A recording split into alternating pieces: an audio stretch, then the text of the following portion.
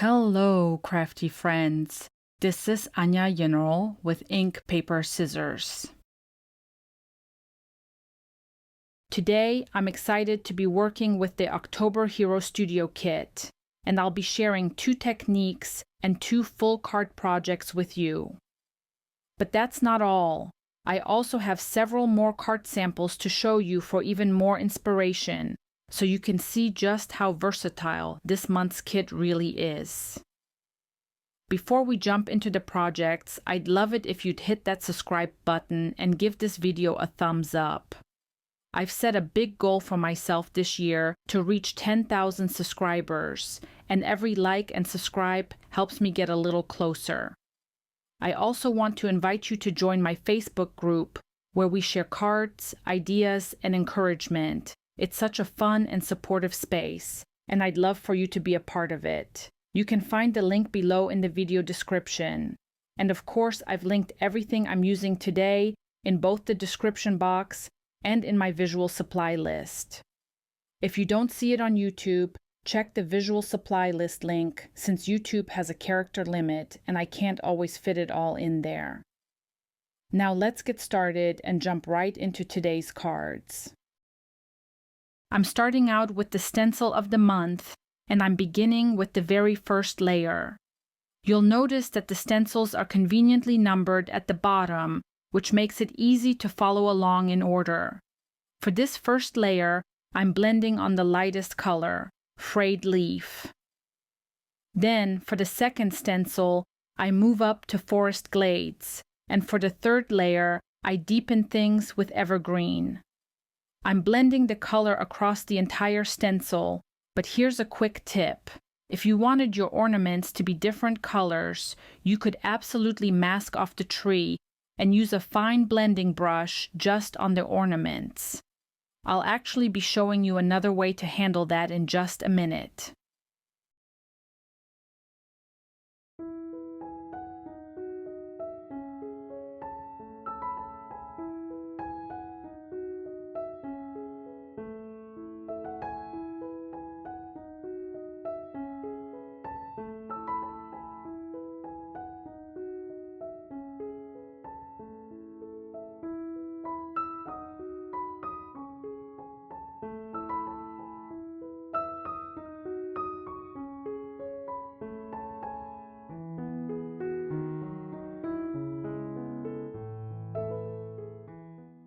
For the last stencil layer, I grab my fine ink blending brushes and bring in some primary colors, a mix of red, yellow, blue, and orange. I use these to fill in the ornaments, and with that, my panel is complete.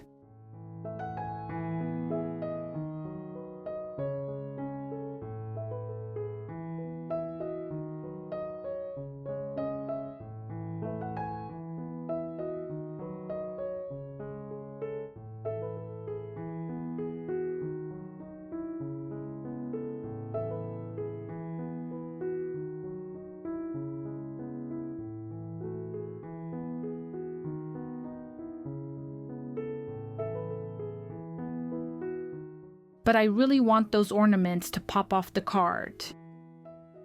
So I clean off my stencils and grab another A2 panel of cardstock.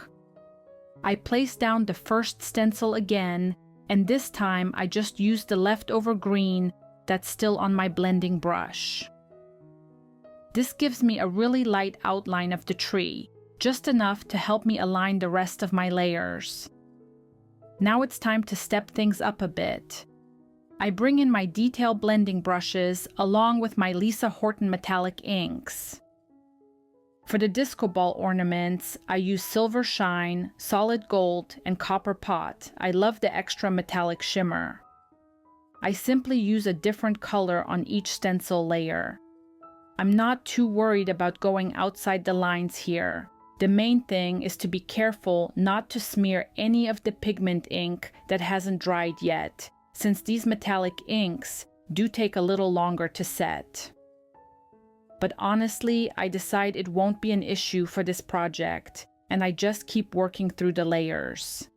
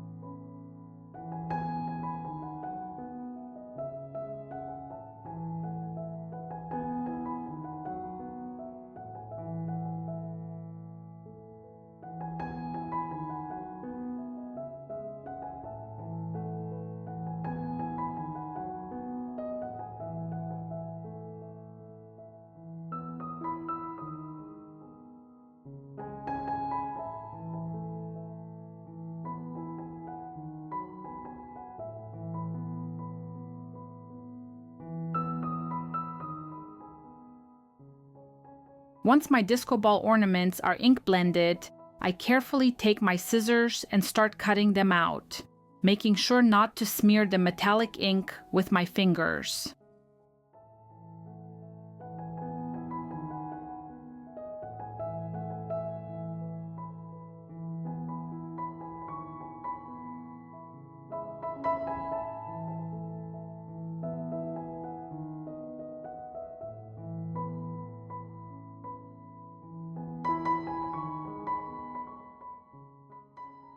Then I trim down my original ink-blended panel to 3 3/4 inches by 5 inches. I also cut the metallic paper from the kit to 4 1/4 by 5 1/2 inches and adhere it directly to my card base.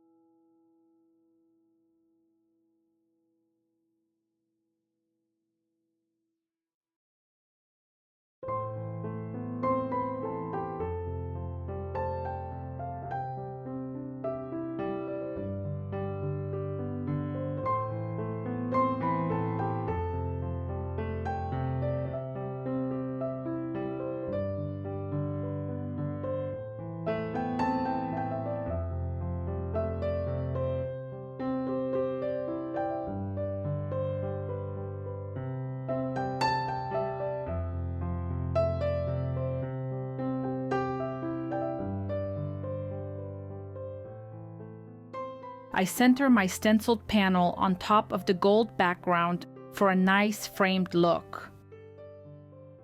Next, I add foam behind my cutout disco ball ornaments and pop them up over the panel, covering the green disco balls from the first layer of ink blending. For my sentiment, I stamped a circle design from this month's Hero Studio kit that says, "Christmas is too sparkly, said no one ever." I used the coordinating die to cut it out and pop it up around the higher ornament.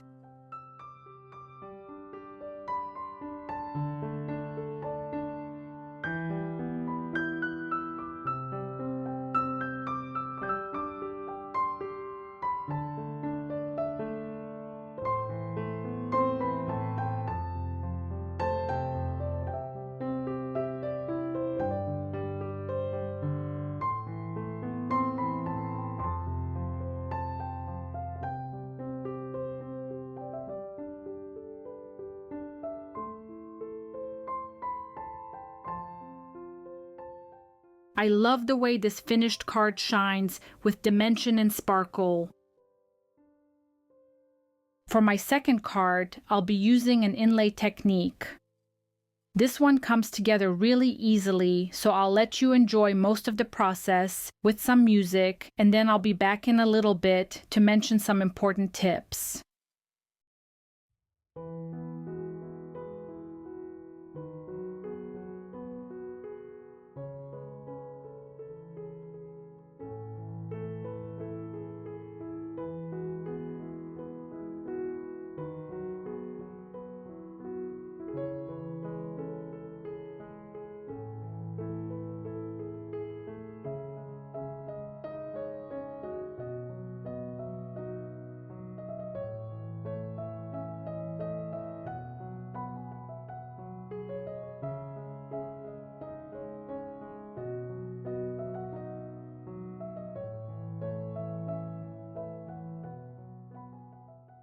After die cutting the disco ball, I'll be using the individual pieces for the inlay.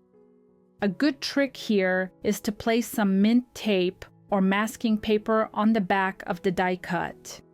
This way, all the little pieces stay together, and you can take your time with the inlay without having to guess where each piece goes.